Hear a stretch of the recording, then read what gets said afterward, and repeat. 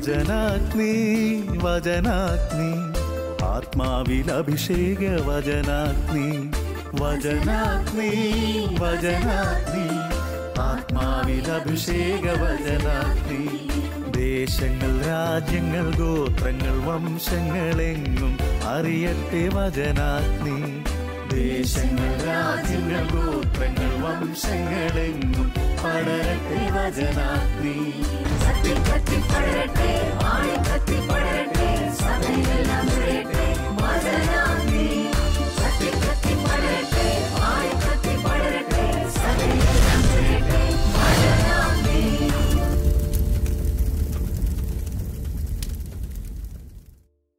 Price the Lord. Hallelujah. പ്രിയപ്പെട്ട വചനാഗ്നി പ്രേക്ഷകരെ ഏവർക്കും ഈ ശുശ്രൂഷയിലേക്ക് ഈശോയുടെ നാമത്തിൽ ഹൃദയമായ സ്വാഗതം. ദൈവത്തിൻ്റെ വചനം ഹൃദയങ്ങളിലേക്ക് തുറവിയോടെ സ്വീകരിക്കുവാനും വിശ്വാസത്തിന് യോജിച്ച വിധത്തിലുള്ള ഫലം പുറപ്പെടുവിക്കുവാനും ദൈവത്തിൻ്റെ പരിശുദ്ധാത്മാവ് എല്ലാവരെയും അനുഗ്രഹിക്കട്ടെ എന്ന് പ്രത്യേകമായിട്ട് പ്രാർത്ഥിക്കുകയാണ്. നമ്മുടെ ഹൃദയം തുറക്കണം, വചനം സ്വീകരിക്കണം, വചനത്തിലെ ഫലങ്ങൾ വിശ്വാസ ജീവിതത്തിൽ നമ്മളെ വളർത്തണം. ആ വലിയൊരു അഭിഷേകം നമുക്ക് തരുന്നത് പരിശുദ്ധാത്മാവാണ്. മനുഷ്യൻ്റെ ആഗ്രഹമോ പ്രയത്നമോ അല്ല, ദൈവത്തിൻ്റെ ദയയാണ് എല്ലാറ്റിൻ്റെയും അടിസ്ഥാനം. ദൈവം തൻ്റെ വാഗ്ദാനമായ പരിശുദ്ധാത്മാവിനെ അയച്ച് ഈ നിമിഷങ്ങളിൽ നമ്മൾ ഓരോരുത്തരെയും ശക്തിപ്പെടുത്തട്ടെ. പരിശുദ്ധ അമ്മയിൽ വചനം നിറഞ്ഞതുപോലെ, ആ വചനത്തെ അമ്മ മാംസം ധരിപ്പിച്ചതുപോലെ, അതിന് പരിശുദ്ധാത്മാവിൻ്റെ അത്യുന്നത ശക്തി അമ്മയിൽ ആവസിച്ചതുപോലെ ഈ നിമിഷം നമ്മുടെ എല്ലാവരുടെയും മേൽ ദൈവത്തിൻ്റെ ആത്മാവിൻ്റെ അത്ഭുത ശക്തി വർഷിക്കപ്പെടുവാൻ നമുക്ക് ആത്മാർത്ഥമായി ഹൃദയം തുടങ്ങി പ്രാർത്ഥിക്കാം. കർത്താവേ, ഈ വചനം കേൾക്കുന്ന എല്ലാ മക്കളെയും സമർപ്പിച്ച് പ്രാർത്ഥിക്കുന്നു. നിൻ്റെ അഗ്നി ഈ വചന ശുശ്രൂഷയിലൂടെ മക്കളിലേക്ക് വ്യാപരിക്കട്ടെ. ഇവരുടെ ജീവിതത്തിലെ പ്രശ്നങ്ങളിലേക്ക് വചനത്തിൻ്റെ അഗ്നി കടന്നു വരട്ടെ. ഇവരുടെ വേദനകൾ വിശ്വാസത്തിൽ യേശുവിനോട് ചേർന്ന് നിന്ന് ധീരതയോടെ സഹിക്കുവാനുള്ള കൃപ ഇവർക്ക് ലഭിക്കട്ടെ. ഈശോയെ, അങ്ങയെ അനുഗമിക്കാൻ ആഗ്രഹിക്കുന്നവർ അങ്ങയുടെ കുരിശിൻ്റെ പിന്നാലെ വരാൻ അവിടുന്ന് ആഗ്രഹിക്കുന്നല്ലോ, ആവശ്യപ്പെട്ടല്ലോ. ആ കുരിശിൻ്റെ വഴിയെ ചരിക്കുവാനുള്ള അഭിഷേകം എല്ലാവർക്കും നൽകണമെന്ന് പ്രാർത്ഥിക്കുന്നു. ഈശോയുടെ നാമത്തിൽ പ്രാർത്ഥിക്കുന്നു. ഈശോയുടെ കുരിശിനാൽ മുദ്ര ചെയ്യുന്നു. തിരക്തത്താൽ കോട്ട കെട്ടി പ്രാർത്ഥിക്കുന്നു. Amen. Praise the Lord. Hallelujah. പ്രിയപ്പെട്ട സഹോദരങ്ങളെ, നമ്മളിന്ന് ധ്യാനിക്കുന്ന വചനഭാഗം വിശുദ്ധ യോഹന്നാൻ എഴുതിയ സുവിശേഷം 20-ാം അധ്യായത്തിൻ്റെ 24 മുതലുള്ള തിരുവചനങ്ങളാണ്. അപ്പോൾ യോഹന്നാൻ്റെ സുവിശേഷത്തിനെ വിളിക്കുന്ന ഒരു പേരാണ് വിശ്വാസത്തിൻ്റെ സുവിശേഷം.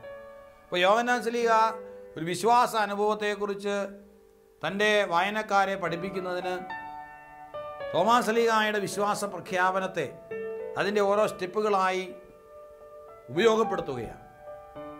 നമുക്കറിയാം, ഉത്ഥാനത്തിന് ശേഷം ഈശോ തൻ്റെ ശിഷ്യന്മാർക്ക് പ്രത്യക്ഷപ്പെടുന്ന രംഗങ്ങൾ. ആദ്യം ശിഷ്യന്മാർ കഥകടച്ചിരിക്കെ, യഹൂദരെ ഭയന്ന് കഥകടച്ചിരിക്കെ തോമാസ് ശ്ലീഹ ഒഴികെ ബാക്കിയുള്ളവരെല്ലാവരും ഉണ്ടായിരുന്നിടത്തേക്ക് ഈശോ പ്രത്യക്ഷപ്പെട്ടു. എന്നാൽ ശിഷ്യന്മാർ ഈ വിവരം തോമാസ് ശ്ലീഹായെ അറിയിച്ചപ്പോൾ, ഞങ്ങൾ കർത്താവിനെ കണ്ടു. അപ്പസ്തോലികമായ വിശ്വാസമാണ്, കണ്ട വിശ്വാസം. അപ്പസ്തോലന്മാരെല്ലാം കർത്താവിനെ കണ്ടവരാണ്.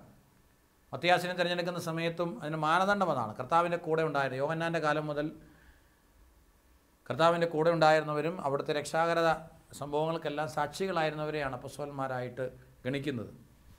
അപ്പോൾ ഞങ്ങൾ കണ്ടു എന്ന് പറഞ്ഞപ്പോൾ തോമാസ് ശ്ലീഹ പറയുകയാണ്, ഞാൻ വിശ്വസിക്കണമെങ്കിൽ അവൻ്റെ കൈകളും കാലുകളും എനിക്ക് കാണണം, അവൻ്റെ പാർശ്വത്തിൽ കൈവയ്ക്കണം. അപ്പോൾ തോമാസ് ശ്ലീഹ അടയാളം ആവശ്യപ്പെടുകയാണ് വിശ്വാസത്തിന് വേണ്ടി. ഒന്നപ്പോൾ വിശ്വാസത്തിൻ്റെ ഒരു ആദ്യത്തെ സ്റ്റെപ്പാണിത്. എന്നാൽ അവിടെ നിന്ന് വളരുന്ന വിശ്വാസത്തിൻ്റെ വളർച്ചയെക്കുറിച്ചാണ് യോഹന്നാൻ ശ്ലീഹ നമ്മളെ പഠിപ്പിക്കുന്നത്. അപ്പോൾ നമ്മളൊക്കെ വിശ്വാസത്തിൽ ആഴപ്പെടുവാനായിട്ട് ആഗ്രഹിക്കുന്നവരാണ്. വിശ്വാസം എന്നൊരു ദൈവിക പുണ്യമാണ്. ഇത് ദൈവം തരുന്ന കൃപയാണ്. ആ വളർച്ചയുടെ ഒരാദ്യത്തെ പടിയാണ് അടയാളം തേടിയുള്ള യാത്ര. അടയാളങ്ങൾ കണ്ടതുകൊണ്ടല്ല, അപ്പം ഭക്ഷിച്ച് തൃപ്തരായതുകൊണ്ടാണ് ഇവർ എന്നെ അന്വേഷിക്കുന്നത് എന്ന് ഈശോ പറയുന്നുണ്ട്. അപ്പോൾ അടയാളങ്ങൾ കണ്ട് വിശ്വാസത്തിലേക്ക് വളരുവാൻ, പ്രത്യേകിച്ച് സുവിശേഷങ്ങൾ, യോഹന്നാൻ്റെ സുവിശേഷത്തിലെ അത്ഭുതങ്ങളെ വിളിക്കുന്നത് അടയാളങ്ങളെന്ന്, അതൊക്കെ വിശ്വാസത്തിലേക്ക് നയിക്കാൻ വേണ്ടിയിട്ടുള്ള സൂചനകളാണ്. അതിനെ ഈശോ ഒരു ചവിട്ട് പടിയായിട്ട് മാത്രമേ എടുക്കുന്നുള്ളൂ. നിക്കോദേമോസ് യോഹന്നാൻ സുവിശേഷം 3-ാം അധ്യായത്തിൽ ഈശോയുടെ അടുക്കൽ വരുമ്പോൾ ഈശോയോട് പറയുന്നുണ്ട്, ദൈവം കൂടെയില്ലെങ്കിൽ ആർക്കും നീ പ്രവർത്തിക്കുന്ന പോലെ അടയാളം പ്രവർത്തിക്കാൻ പറ്റിയില്ല. അവനോട് ഈശോ തിരുത്തിക്കൊണ്ട് പറഞ്ഞു, അടയാളമല്ല പ്രധാനപ്പെട്ടത്, നീ വീണ്ടും ജനിക്കുക എന്നതാണ് പ്രധാനപ്പെട്ടത്. അപ്പോൾ ഈശോ ആഗ്രഹിക്കുന്നത് അടയാളങ്ങളിലൂടെ കടന്നു വന്ന് ഒരു വീണ്ടും ജനനത്തിലേക്ക്, ഒരു നവ അഭിഷേകത്തിലേക്ക് നാം കടന്നു വരണമെന്നാണ്. വീണ്ടും യോഹന്നാന്റെ സുവിശേഷം 2-ാമത്തെ അധ്യായത്തിൽ 23-24 വാക്യങ്ങളിൽ, പെസഹാ തിരുനാളിന് അവൻ ജെറുസലേമിലായിരിക്കുമ്പോൾ പ്രവർത്തിച്ച അടയാളങ്ങൾ കണ്ട് വളരെ പേർ അവനിൽ വിശ്വസിച്ചു. യേശു ആകട്ടെ അവരെ വിശ്വസിച്ചില്ല, കാരണം അവൻ അവരെയെല്ലാം അറിഞ്ഞിരുന്നു. അപ്പോൾ അടയാളം കണ്ട് അനേകം പേർ വിശ്വസിച്ചു, അവരെ ഈശോ വിശ്വസിച്ചില്ല. അപ്പോൾ അടയാളം തേടിയുള്ള വിശ്വാസം അത് ഈശോ അംഗീകരിക്കുന്നതല്ല. എന്നാൽ ആ വിശ്വാസത്തിലൂടെയുള്ളൊരു വളർച്ചയെ ദൈവം ഈശോ ആഗ്രഹിക്കുന്നുണ്ട്. ഇന്നെനിക്ക് തോന്നുന്നത് നമ്മുടെയൊക്കെ ജീവിതത്തിൽ പലപ്പോഴും പല ആളുകൾക്കും തെറ്റുപറ്റുന്നത് അവരെ അടയാളത്തിൽ മാത്രം നിൽക്കുകയാണ്. അടയാളങ്ങളും അത്ഭുതങ്ങളും മാത്രം തേടിയുള്ള ഒരു വിശ്വാസ യാത്ര നമ്മളെ ഒരിക്കലും എങ്ങും എത്തിക്കില്ല. എന്നാൽ അതൊരു ചവിട്ടുപടിയാക്കി മാറ്റിക്കൊണ്ട് അതിൽ നിന്ന് വളരണം, അത് അനുഭവ തലത്തിലേക്ക് വളരണം.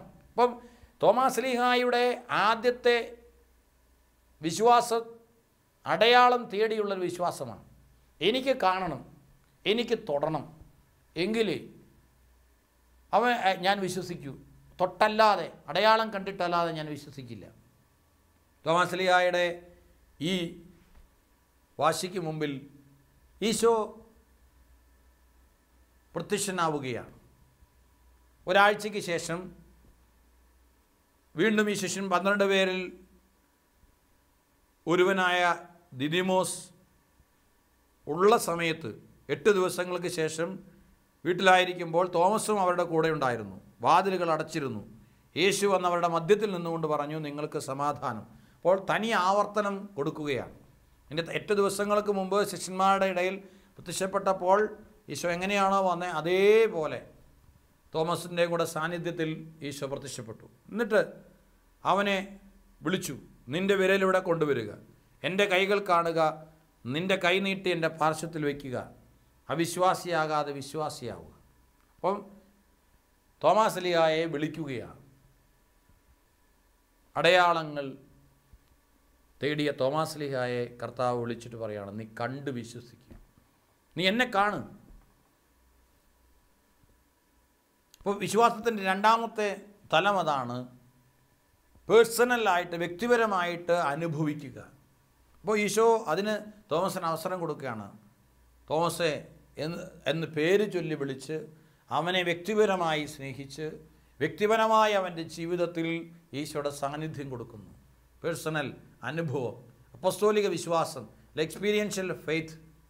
ഈ കണ്ടതും കേട്ട യോഹന്നാൻ്റെ 1-ാം ലേഖനത്തിൽ നമ്മൾ വായിക്കുന്നുണ്ട്. യോഹന്നാൻ ആ ലേഖനത്തിൻ്റെ അപ്പോസ്തലന്മാരുടെ വിശ്വാസത്തിൻ്റെ ആധികാരികത അവിടെയാണ്. ആധികാരികമായി ഈ വചനം പ്രഘോഷിക്കുവാനുള്ള അപ്പോസ്തലന്മാരുടെ പവർ ആദ്യം മുതൽ ഉണ്ടായിരുന്നതും ഞങ്ങൾ കേട്ടതും സ്വന്തം കണ്ണുകൊണ്ട് കണ്ടതും സൂക്ഷിച്ച് വീക്ഷിച്ചതും കൈകൊണ്ട് സ്പർശിച്ചതുമായ ജീവൻ്റെ വചനത്തെപ്പറ്റി ഞങ്ങൾ അറിയിക്കുന്നു. അപ്പോൾ ഇതാണ് അപ്പസ്തോലിക ആധികാരികത എന്ന് പറയുന്നത്. കാതുകൊണ്ട് കേട്ടത്, കണ്ണുകൊണ്ട് കണ്ടത്, കൈകൊണ്ട് സ്പർശിച്ചത്, ആ ജീവൻ്റെ വചനത്തെക്കുറിച്ചാണ് അവർ പ്രഘോഷിക്കുന്നത്. അപ്പോൾ അതുകൊണ്ട് ഇതൊരു വിശ്വാസത്തിൻ്റെ വളർച്ചയാണ്. വ്യക്തിപരമായി അനുഭവിക്കുക, ദൈവത്തെ നേരിട്ട് കാണുക, നേരിട്ട് ജീവിതത്തിൽ അനുഭവിക്കാനുള്ള അവസരമുണ്ടാക്കുക. ഈ ഒരു അവസരത്തിൽ പിന്നെ അടയാളത്തെ അല്ല തോമസ് അവിടെ മാനിക്കുന്നത്. തോമസ് വളരെ സ്നേഹത്തോടു കൂടി എൻ്റെ കർത്താവേ, എൻ്റെ ദൈവമേ എന്ന് വിളിച്ചുകൊണ്ട് അവൻ്റെ വിശ്വാസം ഏറ്റുപറയുകയാണ്. അവിടെ പഴയ നിയമത്തിലെ ദൈവിക സങ്കല്പമാണ് തോമാസ് ലീഹ ഏറ്റുപറയുന്നത്. ദൈവത്തെ പഴയ നിയമത്തിൽ വിളിച്ചിരുന്നത് 2 പേരുകളാണ്. ഒന്ന് യഹോവ, 2 എലോഹീം.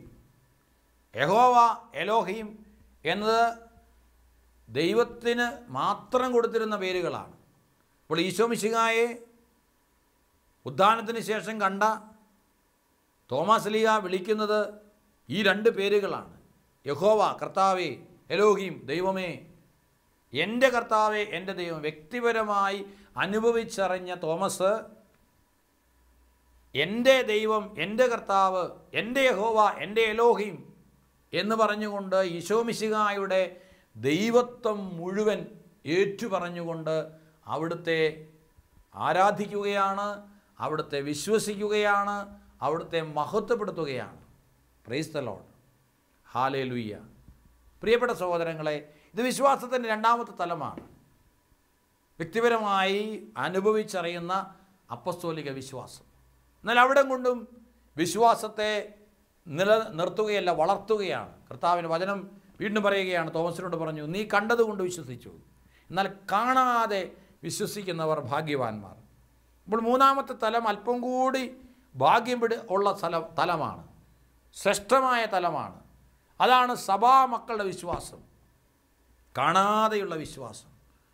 കണ്ടതുകൊണ്ടല്ല, കാണാതെ തന്നെ വിശ്വസിക്കുന്നു. എബ്രായ ലേഖനം 11-ാം അധ്യായത്തിൻ്റെ 1-ാമത്തെ തിരുവചനം, വിശ്വാസമെന്നത് കാണപ്പെടാത്തവ ഉണ്ടെന്നുള്ള ബോധ്യവും പ്രത്യാശിക്കുന്നവ ലഭിക്കുമെന്നുള്ള ഉറപ്പുമാണ്. എന്ന് പറഞ്ഞാൽ കാണപ്പെടാത്തതൊക്കെ ഉണ്ട്, സത്യമാണ്, സാക്ഷ്യം സ്വീകരിക്കുവാനായിട്ടുള്ള ഒരു വിശ്വാസം.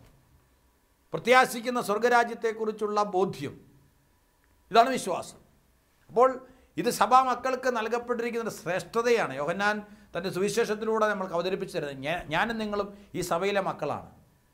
നമ്മുടെ വിശ്വാസത്തിൻ്റെ ശ്രേഷ്ഠത തോമാശ്ലീഹായുടെ അനുഭവത്തിലൂടെ വചനത്തിൽ കർത്താവ് ഉദ്ഘോഷിക്കുകയാണ്. എന്താണ് ഈ ശ്രേഷ്ഠത? നമ്മൾ കാണാതെ തന്നെ വിശ്വസിക്കുന്നു. സർവശക്തനായവൻ എൻ്റെ കൂടെയുണ്ട്. ആ കൂടെയുള്ള സർവശക്തനായ ദൈവത്തിൻ്റെ സാന്നിധ്യം ഞാൻ നേരിട്ട് കാണാതെ തന്നെ അത് അനുഭവിച്ചുകൊണ്ട് വിശ്വസിക്കുന്നു. കത്തോലിക്കാ സഭയുടെ മതബോധന ഗ്രന്ഥം പഠിപ്പിക്കുന്നതനുസരിച്ച് ഉദ്ധാനം ചെയ്ത് പിതാവായ ദൈവത്തിൻ്റെ വലതുഭാഗത്ത് ഉപവിഷ്ടനായിരിക്കുന്ന ഈശോ തമ്പുരാൻ ഇന്ന് വ്യത്യസ്തമായ രൂപങ്ങളിൽ നമ്മുടെ കൂടെയുണ്ട്. പക്ഷേ ആ കൂടെയുള്ള ദൈവത്തെ കാണുവാനും അറിയുവാനും വിശ്വസിക്കുവാനും നമുക്ക് കഴിയുമ്പോഴാണ് നമ്മുടെ വിശ്വാസം ശ്രേഷ്ഠതയുള്ളതായി മാറുന്നത്.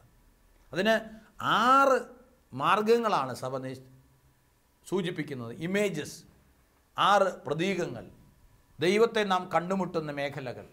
അതിൽ ഒന്നാമത്തത് ദൈവത്തിൻ്റെ വചനമാണ്.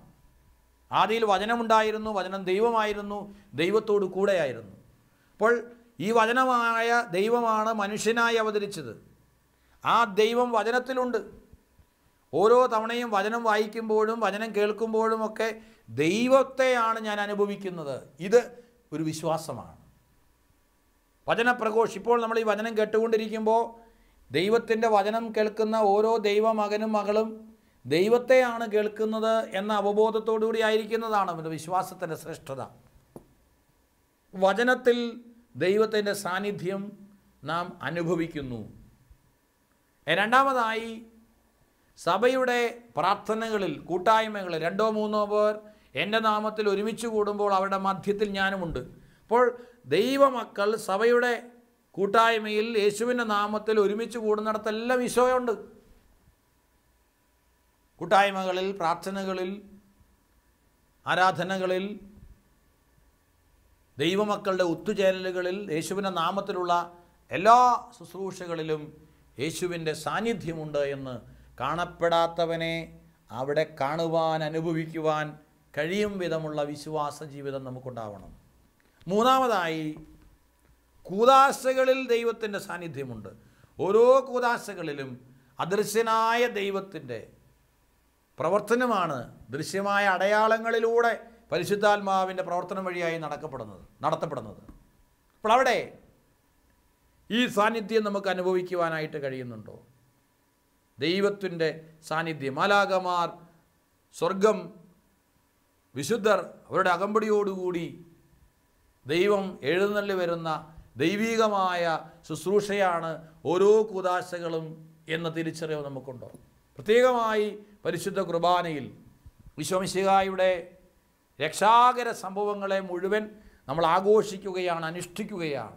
2000 വർഷങ്ങൾക്ക് മുമ്പ് കാൽവരിയിൽ അർപ്പിക്കപ്പെട്ട പരമയാഗത്തിൻ്റെ യോഗ്യത മുഴുവൻ ഇന്നും നമുക്ക് പകർന്നു നൽകപ്പെടുന്ന അത്ഭുത കൃപയുടെ ഉറവിടമാണ് ഓരോ വിശുദ്ധ കുർബാന അനുഭവവും. അത് നമുക്ക് സ്വന്തമാക്കാൻ കഴിയുന്നുണ്ടോ? കാണപ്പെടാത്തവനെ അൾത്താരയിൽ കാണുവാനും അവൻ അൾത്താരയിൽ മുറിയപ്പെടുന്നു, അവൻ കുരിശിൽ ചിന്തപ്പെട്ട അവൻ്റെ രക്തം അൾത്താരയിൽ എനിക്കായി ഒഴുക്കിത്തരുന്നുവെന്ന വിശ്വാസത്തോടെ സ്വീകരിക്കാൻ കഴിയുന്നുണ്ടോ? നാലാമതായി, ദരിദ്രരിലും പാവപ്പെട്ടവരിലും ബന്ധനസ്ഥരിലും അവൻ സന്നിഹിതനാണ്. എൻ്റെ എളിയ സഹോദരങ്ങളിൽ ഒരുവന് നിങ്ങൾ ചെയ്തു കൊടുത്തപ്പോൾ എനിക്ക് തന്നെയാണ് ചെയ്തത് എന്ന വചനമാണ് അന്തിമ വിധി നാളിൽ നമ്മളെല്ലാം കാത്തിരിക്കുന്നത്. അപ്പോൾ പാവപ്പെട്ടവരിലും വേദനിക്കുന്നവരിലും ബന്ധനസ്ഥരിലും രോഗികളിലും വിശക്കുന്നവനിലും ദാഹിക്കുന്നവനിലും യേശുവിൻ്റെ മുഖം കാണാൻ, കാണപ്പെടാത്തവനെ പ്രതീകങ്ങളിൽ കാണാൻ കഴിയുന്നുണ്ടോ? ഇതാണ് വിശ്വാസം. അതാണ് കാണാതെ തന്നെ വിശ്വസിക്കുന്നവർ ഭാഗ്യവാന്മാർ. മുമ്പിൽ കൈകൾ നീട്ടി നിൽക്കുന്ന മനുഷ്യനിൽ, കാണപ്പെടുന്ന സഹോദരങ്ങളിൽ ദൈവത്തെ വിശ്വാസത്തിൻ്റെ കണ്ണുകൾ കൊണ്ട് കാണാൻ കഴിയുക. അതാണ് കാണാതെ തന്നെ വിശ്വസിക്കുന്നവർ ഭാഗ്യവാന്മാർ എന്ന് സഭാമക്കളുടെ വിശ്വാസത്തെക്കുറിച്ച് വചനം പറയുന്നതിൻ്റെ പൊരുളവിടെ കിടക്കുന്നത്. വീണ്ടും അഞ്ചാമതായി, കാർമ്മികൻ്റെ വ്യക്തിത്വത്തിൽ വളരെ പ്രത്യേകമായി നമ്മൾ ശ്രദ്ധിക്കേണ്ട കാര്യമാണ്.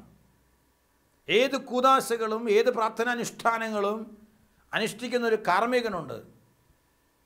ആ കാർമ്മികൻ്റെ വ്യക്തിത്വം ഒരേ സമയത്ത് അവൻ മനുഷ്യനാണ്, പക്ഷേ അവൻ ദൈവത്തിൻ്റെ സ്ഥാനത്താണ്.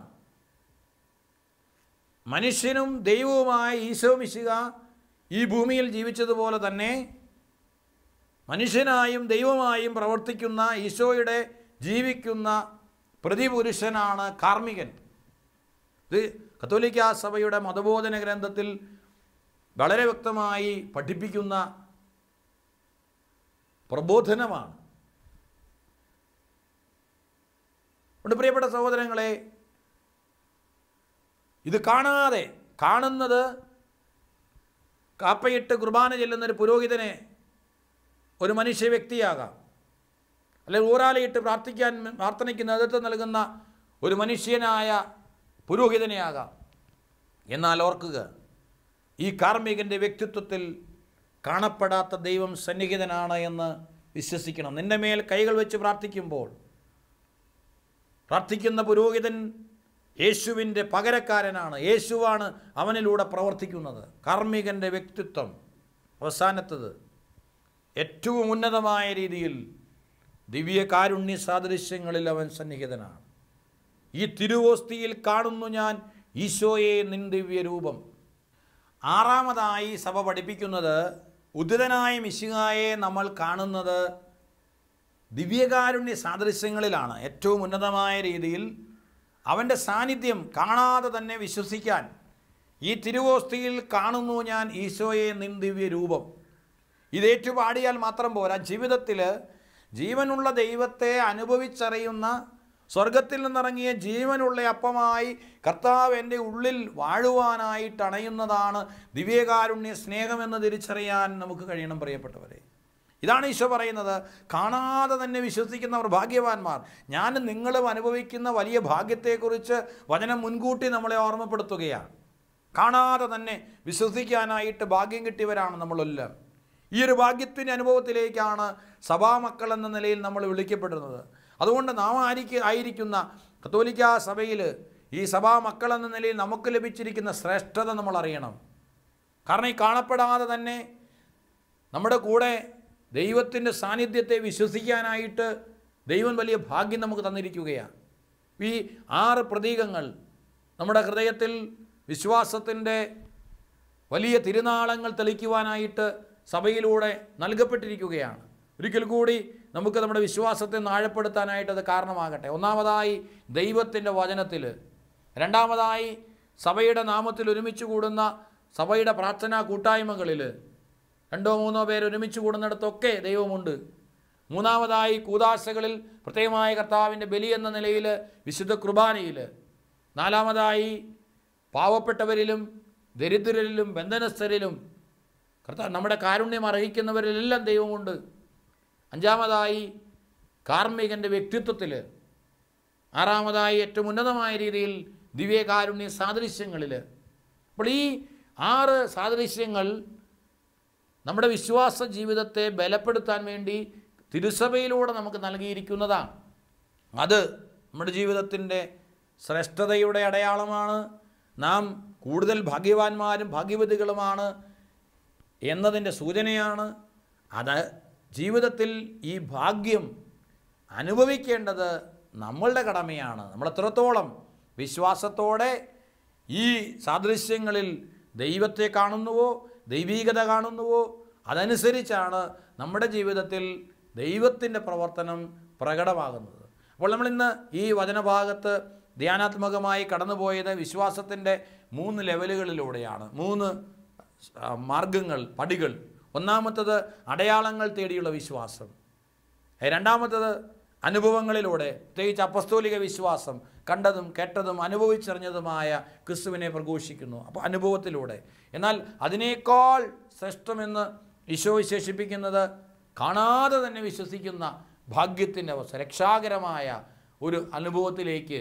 ആ കാണാതെ തന്നെ വിശ്വസിക്കുന്നവരുടെ ആ ഭാഗ്യമെന്ന് പറയുന്നത് ഈശോയ്ക്ക് വേണ്ടി ജീവിക്കുവാൻ, ഈശോയ്ക്ക് വേണ്ടി മരിക്കുവാൻ, ഈശോയ്ക്ക് വേണ്ടി രക്തം ചിന്തുവാനുള്ളൊരു സന്നദ്ധതയാണ്. അതാണ് രക്തസാക്ഷികളിലൊക്കെ നമ്മൾ കാണുന്നത്.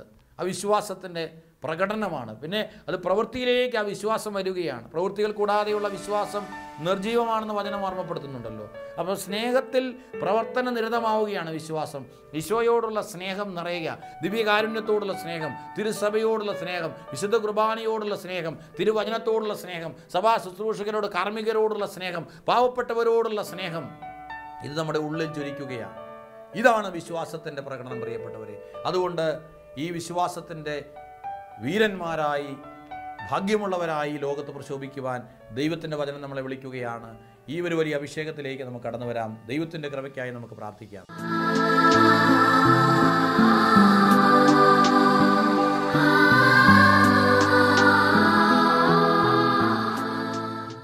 എല്ലാവരും ഇരു കരങ്ങൾ ഉയർത്തി പ്രാർത്ഥിക്കട്ടെ. കർത്താവേ, നിന്റെ നാമത്തിൽ പ്രാർത്ഥിക്കുന്നു. ഈ കൂട്ടായ്മയിലേക്ക് നീ ഇറങ്ങി വരണമേ എന്ന് പ്രാർത്ഥിക്കുന്നു. നിന്റെ ആത്മാവിൽ അഭിഷേകം ഇറങ്ങട്ടെ. കർത്താവേ, വിശ്വാസത്തിൽ ഞങ്ങളെ വളർത്തണമേ. അടയാളങ്ങൾ മാത്രം തേടിയുള്ള ഒരു വിശ്വാസത്തിൽ ഉടക്കി നിൽക്കാതെ കർത്താവേ, അനുഭവതലത്തിലൂടെ വളർന്ന് കാണപ്പെടാത്തവ വിശ്വസിക്കുന്ന സഭയുടെ വിശ്വാസ ശ്രേഷ്ഠതയിലേക്ക് കടന്നു വരുവാൻ, അതിലുപരി വിശ്വാസത്തിന് വേണ്ടി ജീവൻ പോലും വെടിയുവാൻ തയ്യാറായ ആദിമ ക്രൈസ്തവ സഭയുടെ രക്തസാക്ഷികളുടെ വിശ്വാസ അനുഭവത്തിലേക്ക് ഞങ്ങളെ ഉയർത്തുവാൻ അവിടുത്തെ ആത്മാവിനെ ഞങ്ങളിലേക്ക് അയക്കണമേ എന്ന് പ്രാർത്ഥിക്കുന്നു. Hallelujah, hallelujah, hallelujah. കർത്താവേ, കണ്ടതുകൊണ്ട് വിശ്വസിച്ച് കാണാത്തതിന് വിശ്വസിച്ച അനേക രക്തസാക്ഷികളുണ്ട്. ആ രക്തസാക്ഷികളുടെ വിശ്വാസമാണ് ഞങ്ങൾക്ക് വേണ്ടത്. ഞങ്ങൾ കാണാതെ തന്നെ പ്രതീകങ്ങളിലൂടെ വിശ്വാസത്തിലേക്ക് കടന്നു വരുവാൻ, വിശുദ്ധ കുർബാനയിലൂടെ, തിരുവചനത്തിലൂടെ, പാവപ്പെട്ടവരിലൂടെ ഈശോയുടെ സ്നേഹം അനുഭവിക്കുവാൻ ഇടയാക്കണമേ എന്ന് പ്രാർത്ഥിക്കുന്നു. Hallelujah, hallelujah. ശ്രീ ആരാധന, ആരാധന, ആരാധന, ആരാധന, ആരാധന, ആരാധന, ആരാധന, ആരാധന. Hallelujah, hallelujah, hallelujah, hallelujah, hallelujah, hallelujah, hallelujah, hallelujah, hallelujah. Price the Lord. ഈശോയെ നന്ദി, ഈശോയെ സ്തുതി.